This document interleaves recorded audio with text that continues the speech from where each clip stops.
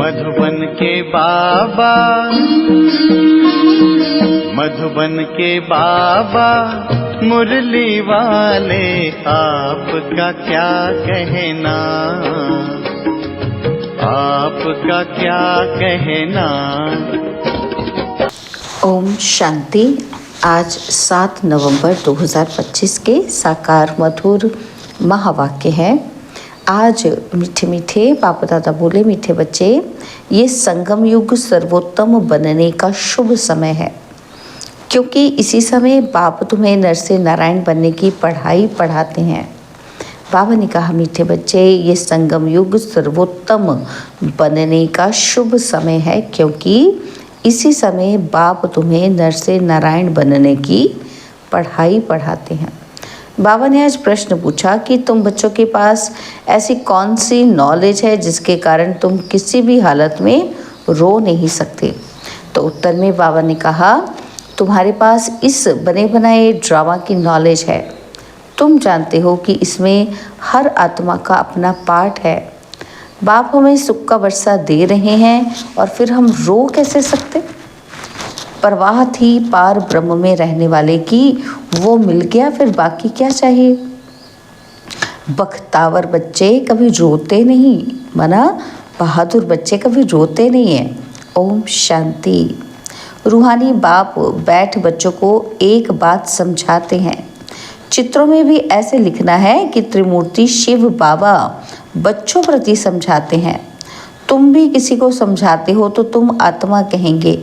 शिव बाबा ऐसे कहते हैं। कैसे कहेंगे? हम अपनी बात को शुरू कैसे करेंगे कि शिव बाबा ऐसे कहते हैं कि हम आत्मा हैं। मैं ऐसा कहता हूँ आत्मा नहीं है, शिव बाबा कहते हैं। यह बाप भी कहेंगे कि बाबा तुमको समझाते हैं। यहाँ मनुष्य मनुष्यों को नहीं समझाते हैं, लेकिन परमात्मा आत्माओं को समझाते हैं या आत्मा आत्मा को समझाती है। ज्ञान सागर तो शिव बाबा ही हैं और वह है रूहानी बाप। इस समय रूहानी बच्चों को रूहानी बाप से वर्षा मिलता है। जिस्मानी अहंकार यहाँ छोड़ना पड़ता है। इस समय तुमको देही अभिमानी बन बाप को याद करना है। कर्म भी भल करो, धंधा धोरी आदि भल चलाते रहो। बाकी जितना समय मिले अपने को आत्मा समझ बाप को याद करेंगे तो विकर्म विनाश होंगे। तुम जानते हो कि शिव बाबा इसमें आया हुआ है। वह सत्य है, चैतन्य है, सत्यचित आनंद स्वरूप है। यही कहते हैं ना कि वो सत्यचित आनंद स्वरूप है। ब्रह्मा विष्णु शंकर अथवा कोई भी मनुष्य मात्र की ये महिमा नहीं है। ऊंच ते ऊंच भगवान एक ही है, वह है सुप्रीम सोल।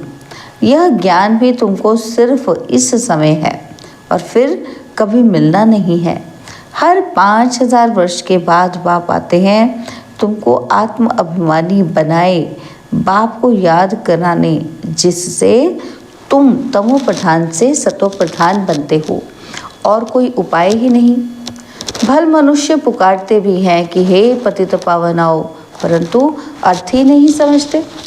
पतित पावन सीताराम कहें तो भी ठीक है, तुम सब सीताएं अथवा भक्तियां हो। वह है एक राम भगवान, तुम भक्तों को फल चाहिए भगवान के द्वारा। मुक्ति व जीवन मुक्ति ये है फल। मुक्ति जीवन मुक्ति का दाता वह एक ही बाप है। ड्रामा में ऊंच ते ऊंच पाठ वाले भी होते हैं तो नीचे पाठ वाले भी होते हैं। यह बेहद का ड्रामा है, इसको और कोई समझ ना सके। तुम इस समय तमो प्रधान कनिष्ठ से सतो प्रधान पुरुषोत्तम बन रहे हो। सतो प्रधान को ही सर्वोत्तम कहा जाता है। इस समय तुम सर्वोत्तम नहीं हो, बाप तुमको सर्वोत्तम बनाते हैं। यह ड्रामा का चक्र कैसे फिरता रहता है इसको कोई भी नहीं जानते। कलयुग, संगम युग, फिर होता है सतयुग। पुरानी को नई कौन बनाएंगे? बाप बिगर कोई बना ही ना सके। बाप ही संगम पर आकर पढ़ाते हैं। बाप ना सतयुग में आते हैं ना कलयुग में आते हैं। बाप कहते हैं मेरा पाठ ही संगम पर है, इसलिए संगम युग कल्याणकारी युग कहा जाता है। यह है ऑस्पिशियस, बहुत ऊंच शुभ समय संगम युग। तो बाबा कहते हैं जबकि बाप आकर तुम बच्चों को नर से नारायण बनाते हैं, इसलिए ये बहुत शुभ समय है और ऊंच समय है। मनुष्य तो मनुष्य ही है, परंतु दैवी गुण वाले बन जाते हैं। उनको कहा जाता है आदि सनातन देवी देवता धर्म। बाप कहते हैं मैं ये धर्म स्थापन करता हूँ, इसके लिए पवित्र ज़रूर बनना पड़ेगा। पतित पावन एक ही बाप है, बाकी सब हैं ब्राइड्स, भक्तियाँ। पतित पावन सीताराम कहना भी ठीक है, परंतु पिछाड़ी में जो फिर रघुपति राघव राजा राम कह देते, ये रॉन्ग हो जाता। मनुष्य बिगर अर्थ जो आता है सो बोलते रहते हैं, धुन लगाते रहते हैं। तुम जानते हो चंद्रवंशी धर्म भी अब स्थापन हो रहा है। बाप आकर ब्राह्मण कुल स्थापन करते हैं, इनको डिनाइसी नहीं कहेंगे। यह परिवार है, यहाँ ना तुम पांडवों की ना कौरवों की रजाई है। गीता जिसने पढ़ी होगी उनको ये बातें जल्दी समझ में आएंगी। ये भी है गीता, कौन सुनाते हैं? भगवान। तुम बच्चों को पहले तो ये समझानी देनी है कि गीता का भगवान कौन। वह कहते हैं श्री कृष्ण भगवानुवाच। अब श्री कृष्ण तो होगा सत्य में, उनमें जो आत्मा है वह तो अविनाशी है। शरीर का ही नाम बदलता है, आत्मा का कभी नाम नहीं बदलता। श्री कृष्ण की आत्मा का शरीर सत्युग में ही होता है, नंबर 1 में वही जाता है। लक्ष्मी नारायण नंबर 1, फिर हैं सेकंड थर्ड, तो उनके मार्क्स भी होंगे। यह माला बनती है ना, तो बाप ने समझाया है रुंडमाला भी होती है और रुद्रमाला भी होती है। विष्णु के गले में रुंडमाला दिखाते हैं। तुम बच्चे विष्णुपुरी के मालिक बनते हो, नंबर 1। तो तुम जैसे विष्णु के गले का हार बनते हो, तो पहले शिव के गले का हार बनते हो। उनको रुद्रमाला कहा जाता है, जो जपते हैं। माला पूजी नहीं जाती, सिमरी जाती है। माला का दाना वही बनते हैं जो विष्णुपुरी की राजधानी में नंबरवार आते हैं। माला में सबसे पहले होता है फूल, फिर युगल दाना। प्रवृत्ति मार्ग है ना, तो प्रवृत्ति मार्ग शुरू होता है ब्रह्मा, सरस्वती और बच्चों से, यही फिर देवता बनते हैं। लक्ष्मी नारायण है फर्स्ट, ऊपर में है फूल शिव बाबा। माला फेर कर पिछाड़ी में फूल को माथा टेकते हैं। शिव बाबा फूल है जो पुनर्जन्म में नहीं आते हैं, इनमें प्रवेश करते हैं, वही तुमको समझाते हैं। इनकी आत्मा तो अपनी है, वह अपना शरीर निर्वाह करती है, उनका काम है सिर्फ ज्ञान देना। जैसे कोई की स्त्री व बाप आदि मरता है तो उनकी आत्मा को ब्राह्मण के तन में बुलाते हैं, आगे आती थी, अब वह कोई शरीर छोड़कर तो नहीं आती हैं। यह ड्रामा में पहले से ही नूंद है। यह सब है भक्ति मार्ग। वह आत्मा तो गई, जाकर दूसरा शरीर लिया। तुम बच्चों को भी अभी ये सारा ज्ञान मिल रहा है, इसलिए कोई मरता है तो भी तुमको कोई चिंता नहीं। अम्मा मरे तो भी हलवा खाना। तो जैसे शांता बहन की मिसाल दी बाबा ने। बाबा कहते बच्ची ने जाकर उन्हों समझाया कि तुम रोते क्यों हो। उसने तो जाकर दूसरा शरीर लिया है, रोने से थोड़ी लौट कर आएगी। बख्तावर थोड़ी रोते हैं, तो वहाँ सबका रोना बंद कराए समझाने लगी। ऐसे बहुत बच्चियाँ जाकर समझाती हैं कि अभी रोना बंद करो, झूठे ब्राह्मण भी नहीं खिलाओ। हम सच्चे ब्राह्मणों को ले आते हैं और फिर ज्ञान सुनने लग जाते हैं, समझते हैं ये बात तो ठीक बोलते हैं। ज्ञान सुनते सुनते शांत हो जाते हैं। 7 दिन के लिए कोई भागवत आदि रखते हैं तो भी मनुष्यों के दुख दूर नहीं होते। तो ये बच्चियां तो सबके दुख दूर कर देती हैं। तुम समझते हो रोने की तो दरकार नहीं, यह तो बना बनाया ड्रामा है। हर एक को अपना पार्ट बजाना है, कोई भी हालत में रोना नहीं चाहिए। बेहद का बाप, टीचर, गुरु मिला है जिसके लिए तुम इतना धक्का खाते रहते हो। पार ब्रह्म में रहने वाला परमपिता परमात्मा मिल गया तो फिर बाकी क्या चाहिए। बाप देते ही हैं सुख का वर्षा। तुम बाप को भूल जाते हो, तब रोना पड़ता है। बाप को याद करेंगे तब खुशी होगी कि ओहो, हम तो विश्व के मालिक बनते हैं। और फिर 21 पीढ़ी कभी रोएंगे नहीं। 21 पीढ़ी अर्थात पूरा बुढ़ापे तक अकाल मृत्यु नहीं होती है, तो अंदर में कितनी गुप्त खुशी रहनी चाहिए। तुम जानते हो कि हम माया पर जीत पाकर जगत जीत बनेंगे। हथियार आदि की कोई बात नहीं। तुम हो शिव शक्तियाँ, तुम्हारे पास है ज्ञान कटारी, ज्ञान बाण। और उन्होंने फिर भक्ति मार्ग में देवियों को स्थूल बाण खड़ग आदि दे दी है। बाप कहते हैं ज्ञान तलवार से विकारों को जीतना है। बाकी देवियाँ कोई हिंसक थोड़े ही हैं, वह सब हैं भक्ति मार्ग। साधु संत आदि हैं निवृत्ति मार्ग वाले, यह प्रवृत्ति मार्ग को जानते ही नहीं। तुम तो संन्यास करते हो सारी पुरानी दुनिया का, पुराने शरीर का। अब बाप को याद करने के संस्कार ले जाएंगे। बाबा कहते अब बाप को याद करेंगे तो फिर आत्मा भी पवित्र हो जाएगी और ज्ञान के संस्कार भी ले जाएंगे। उस अनुसार नई दुनिया में जन्म लेंगे। अगर यहाँ भी जन्म लेंगे तो भी कोई अच्छे घर में, राजा के पास, वह रिलीजियस घर में वह संस्कार ले जाएंगे। सबको प्यारे लगेंगे, कहेंगे कि ये तो जैसे देवी है। श्री कृष्ण की कितनी महिमा गाते हैं। छोटेपन में दिखाते हैं कि माखन चुराया, मटकी फोड़ी, ये किया, कितने कलंक लगाए हैं। अच्छा, फिर श्री कृष्ण को सांवरा क्यों बनाया है? वहाँ तो श्री कृष्ण गोरा होगा ना, और फिर शरीर बदलता रहता है, नाम भी बदलता रहता है। श्री कृष्ण तो सतयुग का पहला प्रिंस था, उनको क्यों सांवरा बनाया है कभी कोई बता नहीं सकेंगे। वहाँ सांप आदि होते नहीं जो काला बना दे। यहाँ जहर चढ़ जाता है तो काला हो जाता है, वहाँ तो ऐसी बात हो ना सके। तुम अब दैवी संप्रदाय बनने वाले हो। इस ब्राह्मण संप्रदाय का किसी को भी पता नहीं है। पहले पहले बाप ब्रह्मा द्वारा ब्राह्मणों को अडॉप्ट करते हैं। प्रजापिता है तो उनकी प्रजा भी ढेर की ढेर है। ब्रह्मा की बेटी सरस्वती कहते हैं, स्त्री तो है नहीं, ये किसी को भी पता नहीं है। प्रजापिता ब्रह्मा के तो हैं ही मुख वंशावली, स्त्री की तो बात ही नहीं।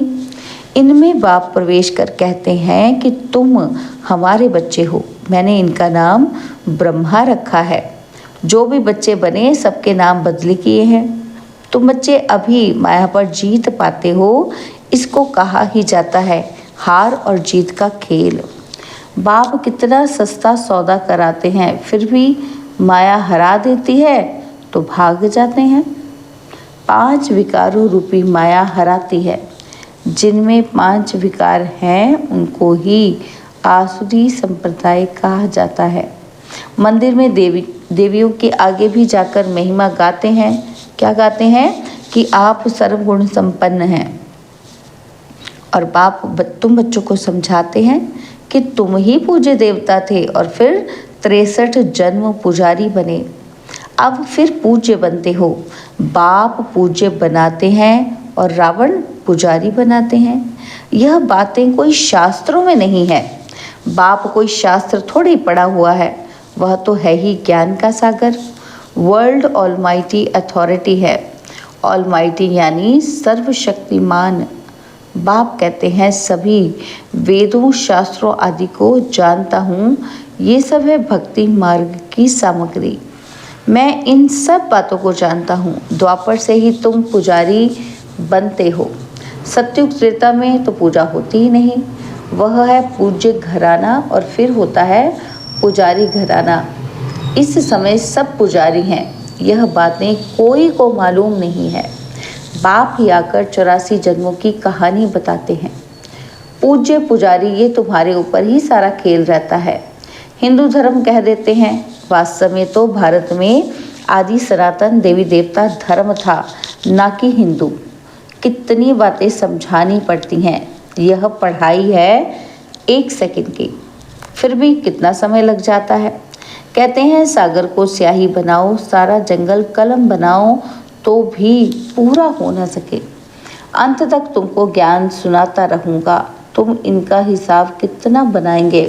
शुरू में भी बाबा सवेरे सवेरे उठकर लिखते थे, फिर मम्मा सुनाती थी, तब से लेकर छपता ही जाता है। कितने कागज़ खलास हुए। गीता तो है इतनी सी छोटी। गीता का लॉकेट भी बनाते हैं। गीता का बहुत प्रभाव है, परंतु गीता ज्ञानदाता को भूल गए हैं। अच्छा, मीठे मीठे से खिलते बच्चों प्रति माता पिता बाप दादा का याद, प्यार और गुड मॉर्निंग। रूहानी बाप की रूहानी बच्चों को नमस्ते। हम रूहानी बच्चों की रूहानी बाप दादाजी को दिलवा जान सिकवा प्रेम से नमस्ते। ओम शांति। प्यारे बाबा, मीठे बाबा, मेरे बाबा, शुक्रिया बाबा, शुक्रिया बाबा, शुक्रिया। धारणा के लिए मुख्य सार है। पहला पॉइंट है, ज्ञान तलवार से विकारों को जीतना है। ज्ञान के संस्कार भरने हैं। पुरानी दुनिया और पुराने शरीर का संन्यास करना है। सेकंड पॉइंट है, भाग्यवान बनने की खुशी में रहना है। किसी भी बात की चिंता नहीं करनी है। कोई शरीर छोड़ देता है तो भी दुख के आंसू नहीं बहाने हैं। बाबा ने हमें आज वरदान दिया, कंट्रोलिंग पावर द्वारा 1 सेकंड के पेपर में पास होने वाले पास विद ऑनर भव। कंट्रोलिंग पावर द्वारा 1 सेकंड के पेपर में पास होने वाले पास विद ऑनर भव। अभी अभी शरीर में आना और अभी अभी शरीर से न्यारे बन अव्यक्त स्थिति में स्थित हो जाना। जितना हंगामा हो उतना स्वयं की स्थिति अति शांत हो। इसके लिए समेटने की शक्ति चाहिए। 1 सेकंड में विस्तार से सार में चले जाएं और 1 सेकंड में सार से विस्तार में आ जाएं। ऐसी कंट्रोलिंग पावर वाले ही विश्व को कंट्रोल कर सकते हैं और यही अभ्यास अंतिम 1 सेकंड के पेपर में पास विद ऑनर बना देगा। स्लोगन है, वानप्रस्थ स्थिति का अनुभव करो और कराओ तो बचपन के खेल समाप्त हो जाएंगे। वानप्रस्थ स्थिति का अनुभव करो और कराओ तो बचपन के खेल समाप्त हो जाएंगे। बाबा के अव्यक्त इशारे, अशरीरी व विदेही स्थिति का अभ्यास बढ़ाओ। तो बाबा कहते विदेही बनने में हे अर्जुन बनो।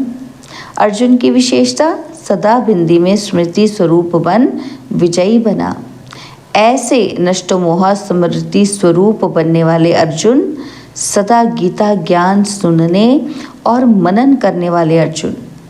ऐसा विदेही जीते जी सब मरे पड़े हैं, ऐसे बेहद की वैराग्य वृत्ति वाले अर्जुन बनो। ओम शांति। और अब यह एक बहुत अच्छी वीडियो भी जरूर देखें।